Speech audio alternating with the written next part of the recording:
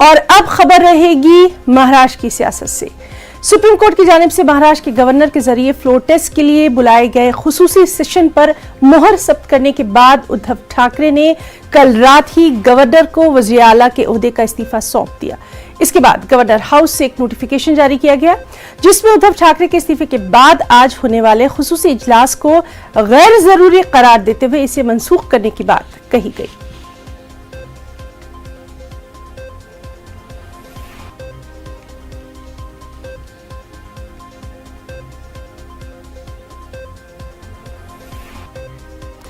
और अब जबकि फ्लोर टेस्ट मंसूख हो गया है, बीजेपी का हुकूमत तश्कील देने का रास्ता बिल्कुल साफ नजर आ रहा है। और ऐसे में महाराष्ट्र बीजेपी के सदर चंद्रकांत पाटिल ने शिवसेना के बागी अरकान असेंबली से अपील की कि वो आज मुंबई न आए। चंद्रकांत पाटिल ने बागियों को सीधे हलफ बर्दारी तकरीब में शिरकत के लिए कहा। वाज़ेह है कि शिवसेना के बागी अरकान असेंबली और कुछ आजाद उम्मीदवार गुवाहाटी से गोवा पहुंच चुके हैं, होटल ताज में कयाम किए हुए हैं।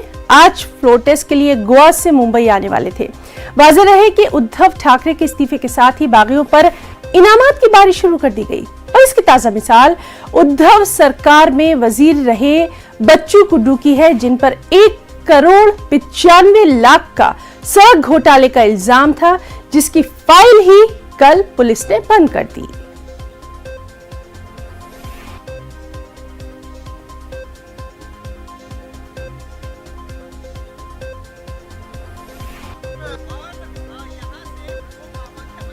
सबको मैं आह्वान करता हूँ, अब मुंबई में आने की आवश्यकता नहीं।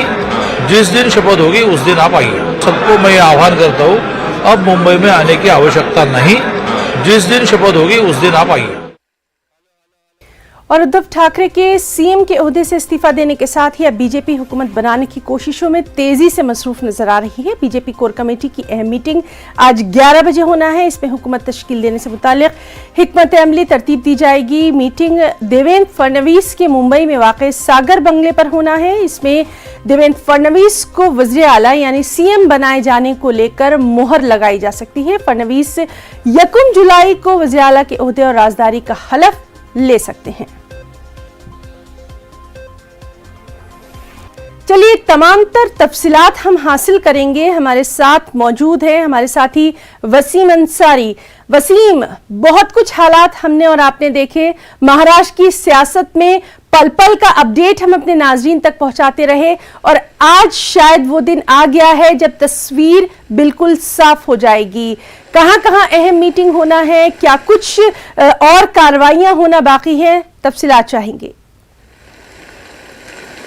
देखिए, पिछले 10 दिनों से जिस तरह से महाराष्ट्र की राजनीति कभी एक करवट तो दूसरे करवट बदलती हुई नज़र आ रही थी, और जिस तरह से उद्धव ठाकरे ने अपना इस्तीफा दिया, इसके बाद ये साफ हो गया है कि महाराष्ट्र में अब बीजेपी की सरकार आ सकती है, जिसे लेकर आज बाकायदा बैठक होगी सुबह 11 बजे देवेंद्र फडणवीस के बंगले पे। इस वक्त उनके साथ जो बीजेपी के बड़े नेता हैं वो मौजूद हैं और कई नेता यहाँ पे आने वाले हैं। साथ ही देखा गया जो प्रभारी हैं वो सिटी रवि वो भी पहुँचेंगे। सबसे पहले डिस्कशन ये किया जाएगा कि किस तरह से पहले जो उनके साथ विधायकों की संख्या है, जो निर्दलीय विधायकों की संख्या है, मैं आपको बताना चाहूँगा कि पिछली बार जब ये इलेक्शन हुआ था उस दौरान उन्हें 106 सीटें मिली थी और निर्दलीयों का समर्थन मिलने के बाद 113 सीटें उनके पास थे।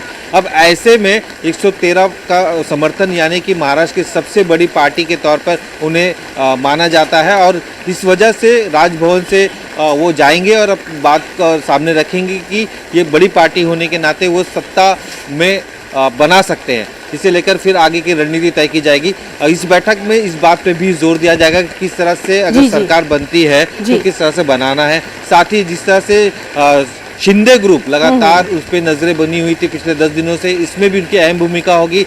आज हो सकता है देर शाम या दोपहर तक जो जितने भी विधायक हैं उनके वो मुंबई पहुंचे गोवा से, और गोवा से पहुंचने के बाद इनके साथ भी एक बैठक होगी। और अभी भी फिलहाल शिंदे ग्रुप की बैठक चल रही है इस बात को लेकर कि अगर बीजेपी के साथ जाना है तो किस तरह से समर्थन देना है, इस पर भी लेकर चर्चा हो रही। अगर इनके साथ हम जाते हैं सत्ता में तो कौन कौन से मंत्री होंगे, कितने मंत्रालय दिया जाएगा, इस पर भी चर्चा हो रही है। और बीजेपी के खेमे में भी इसी बात को लेकर चर्चा की जा रही है कि शिंदे ग्रुप अगर उनके साथ आते तो उनको किस तरह से अपने साथ रखना है, कौन कौन से पोर्टफोलियोज देने हैं, ये तो बात की बात होगी। लेकिन फिलहाल कितने मंत्रालय देना है, जो मेरे सूत्र बता रहे हैं कि डिप्टी सीएम का पद शिंदे को दिया जा सकता है। साथ ही जो 8 जो बड़े कैबिनेट मंत्रालय दिए जा सकते हैं, 5 राज्य मंत्री पद दिया जा सकता है तो बड़े ओहदे उनको दिए जा सकते हैं। वसीम, ये तो खैर साफ है कि तमामतर जो हिकमत अमली है वो कहीं ना कहीं तय होती रही, और जिस तरह से लगातार हम देख रहे थे कि एकनाथ शिंदे जो है वो लगातार राब्ते में भी रहे थे देवेंद्र फडणवीस से, और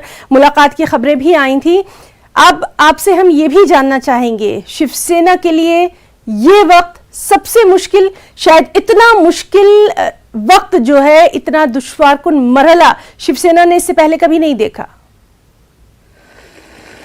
जी ज़रूर, जिस तरह से आज तक का इतिहास है महाराष्ट्र का, शिवसेना के साथ इतना बड़ा हादसा कभी नहीं। ये हादसा इसलिए कह रहा हूँ कि एक साथ इतने सारे विधायक उनके साथ छोड़ कर चले जाते हैं। इससे पहले भी हमने देखा था कि 3 बड़े ऐसी घटनाएं घटी हैं, जिसमें से सबसे पहले छगन भुजबल ने पार्टी छोड़ी थी लेकिन इतना डैमेज नहीं किया था। उसके बाद नारायण राणे ने पार्टी छोड़ी, उस वक्त भी इतना डैमेज नहीं हुआ था। राज ठाकरे जो उनके भाई थे, उन्होंने अपनी अलग पार्टी बनाई, उस वक्त इतना डैमेज नहीं हुआ था। लेकिन जिस तरह से एकनाथ शिंदे निकलते हैं, उनके साथ 39 विधायक, जिसमें से 55 विधायक है महाराष्ट्र में, उसमें 39 विधायक उनके साथ चले जाते हैं, तो ये बड़ा डैमेज है जिसे कंट्रोल करना काफ़ी मुश्किल है। और ऐसे वक्त में जब बीजेपी सत्ता बनाने जा रही है, उसमें उनका एक ट्वीट आता है कि ये तो अभी झांकी है, महानगर पालिका बाकी है। यानी कि बीएमसी जो महानगर पालिका सबसे देश की सबसे अमीर महानगर पालिका मानी जाती है, उस पर भी बीजेपी की नज़र है। और 25 साल से भी ज़्यादा का वक्त बीत चुका है कि यहाँ पर शिवसेना की सत्ता रही है और लगातार शिवसैनिक इस बीएमसी में राज करते रहे, महापौर उनका होता रहा।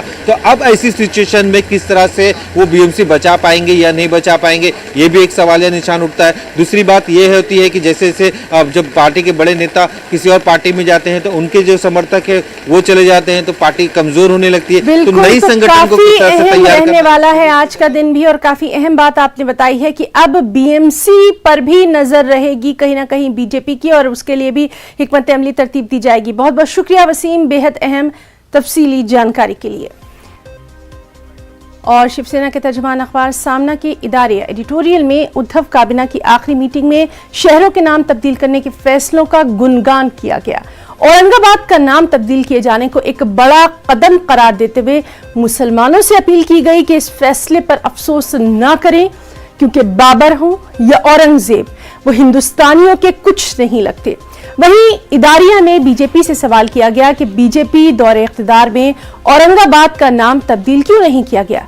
वाज़ेह है कि कल हुई कैबिनेट की मीटिंग में औरंगाबाद का नाम संभाजी नगर, उस्मानाबाद का नाम धाराशिव और मुंबई एयरपोर्ट का नाम DY पाटिल करने का फैसला किया गया है।